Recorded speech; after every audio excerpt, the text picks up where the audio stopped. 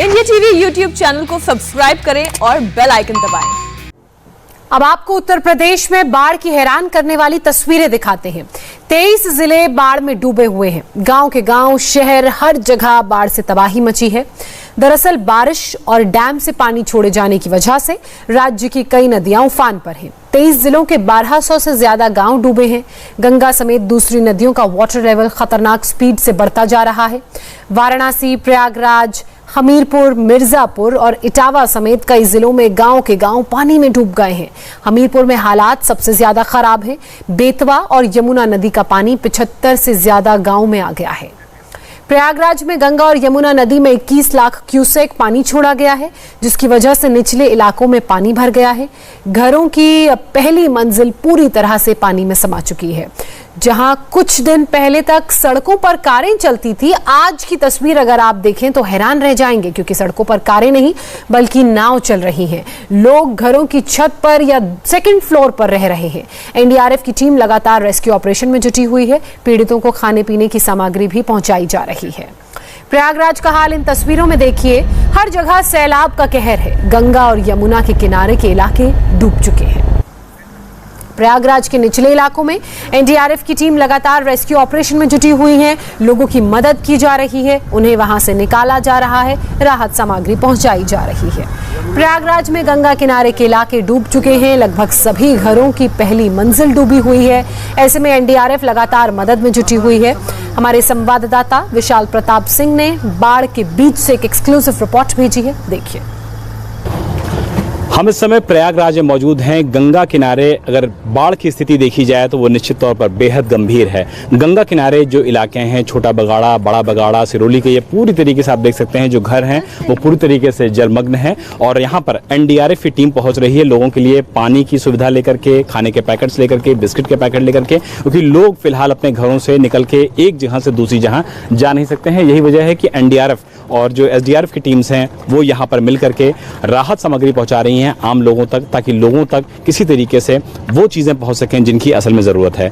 लोग जो प्लास्टिक के बकेट्स हैं उन बकेट्स को नीचे करते हैं और उसके बाद एनडीआरएफ की जो जवान है वो उसमें अपना सामान जो होता है, पानी की बॉटल्स हो जाएं, बिस्किट्स हो जाएं, वो सब रख के भेज रहे हैं। मैम, कितनी दिक्कत हो रही है आप लोगों को यहाँ पे इस समय? बहुत दिक्कत हो रही है, आने जाने में एकदम भारी पड़ रहा है, कोई नहीं जा रहा है। तो कैसे इस समय आप लोगों को घर में सब्जी बन पा रही है, कुछ हो पा रहा है कि नहीं? सर हाँ, बन रही है। स्टोर कर लिया है या यहीं से आपको मिल जाती हैं चीज़ों को और उसके बाद आप लोग बनाते हैं?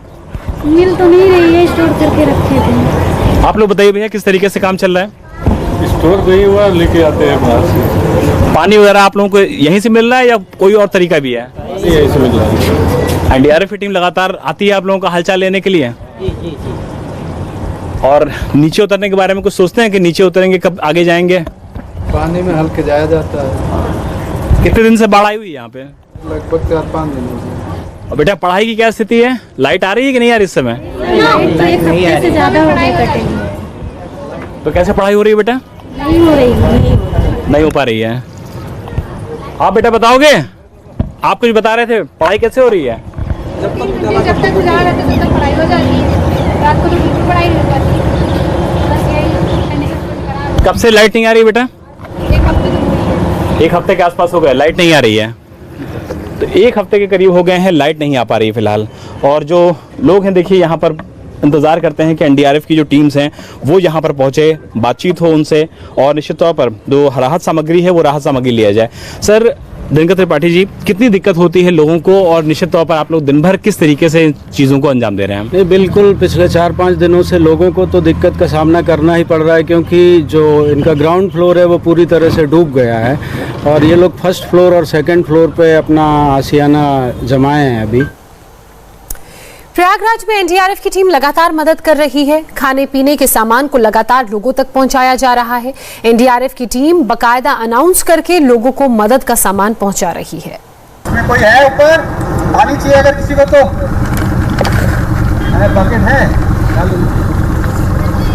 पानी चाहिए बेटा? हाँ, तो ऊपर से बकेट डाल दीजिए। चलो हमारे सीखा।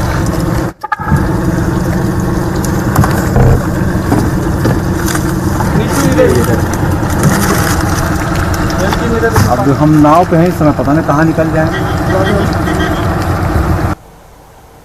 तो वहीं वाराणसी के कई इलाके बाढ़ में डूबे हुए हैं। एनडीआरएफ की टीम लगातार रेस्क्यू ऑपरेशन में जुटी हुई है। विशाल प्रताप सिंह ने एक और रिपोर्ट भेजी है, देखिए। उत्तर प्रदेश के लगभग 22 जिले बाढ़ से प्रभावित हैं। हम इस समय काशी में मौजूद हैं, वाराणसी में, और वाराणसी में भी आप देख सकते हैं कि इस समय गंगा का जो रूप है वो निश्चित तौर पर इस तरीके से बढ़ चुका है आगे कि काशी के बहुत सारे इलाके ऐसे हैं जो कि जलमग्न हुए हैं। ज़्यादातर जो घर हैं काशी के जो गंगा से सटे हुए इलाके हैं, ये मारुति नगर का इलाका है, ये भी आप देख सकते हैं कि किस तरीके से ग्राउंड फ्लोर पूरी तरीके से जलमग्न हो चुका है। एनडीआरएफ की टीम है, एसडीआरएफ की टीम है, प्रशासन के साथ मिलकर के लगातार ये काम कर रही है कि लोगों तक मदद पहुँचाई जाए, लोगों तक वो नीड्स पहुँचाई जाए जो दरअसल उनकी ज़रूरत होती है, क्योंकि ऐसे पानी में लोग नीचे नहीं उतर पा रहे हैं, अपने घरों के बाहर नहीं निकल पा रहे हैं। और इस समय एनडीआरएफ की जो टीम है वो निश्चित तौर पर यहाँ पर मदद के लिए पहुंच रही है लोगों की। किसी को अगर रेस्क्यू करना है, किसी के पास कोई मदद पहुंचानी है, आप देख सकते हैं कि पानी है, मिल्क है, इसके अलावा प्याज है, सब्जियां हैं, ब्रेड है, बंद है, ये सारी चीज़ें लोगों तक पहुंचाई जा रही है ताकि लोगों की दिक्कत और परेशानी में प्रशासन, एनडीआरएफ, एसडीआरएफ उनके साथ खड़ा हो सके। घरों को आप देखिए, ये ग्राउंड फ्लोर का जो पूरा इलाका है ये पूरी तरीके से जलमग्न हो चुका है और फिलहाल एनडीआरएफ की टीम लोगों की मदद के लिए यहाँ पहुंची है। जिन लोगों को बाहर जाना है, देखिए पूरा परिवार यहाँ पर तैयार है, हस्बैंड, वाइफ और उनका छोटा बच्चा है, इन सभी लोगों को बाहर जाना है। इन्होंने बाहर कॉल किया था और उसके बाद एनडीआरएफ की टीम यहाँ पर पहुंची हुई है उनको रेस्क्यू करने के लिए, उनको लेने के लिए।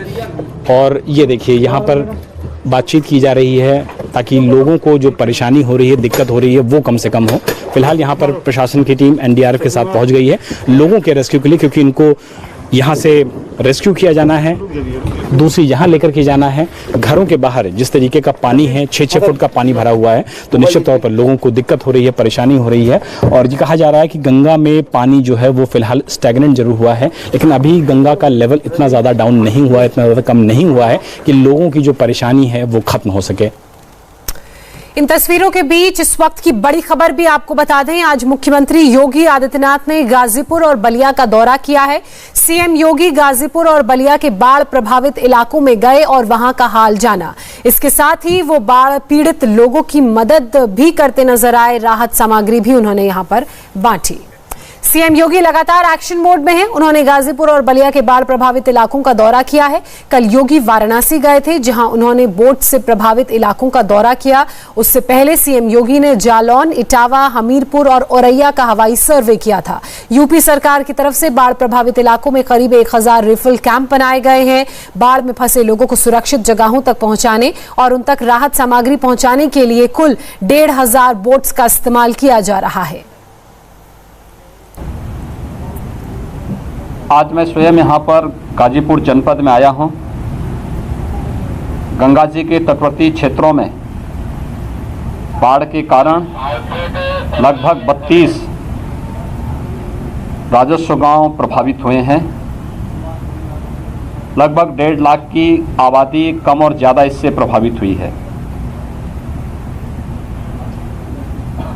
मैंने अभी बाढ़ पीड़ितों को दी जाने वाली राहत सामग्री का भी निरीक्षण किया और साथ ही साथ जनप्रतिनिधियों के मार्गदर्शन में, उनके नेतृत्व में जिला प्रशासन के द्वारा राहत कार्यों को किए जाने की समीक्षा भी की है। युद्ध स्तर पर कार्य चल रहे हैं। हर प्रभावित गांव में नाव या फिर एसडीआरएफ, एनडीआरएफ या पीएसी की फ्लड यूनिट को लगाने की कार्रवाई पूरी की जा चुकी है। नमस्ते, मैं हूं मीनाक्षी जोशी। वीडियो और खबरों से अपडेट रहने के लिए India TV YouTube channel subscribe करें, बेल आइकन दबाना ना भूलें। जुड़े रहें इंडिया टीवी के साथ।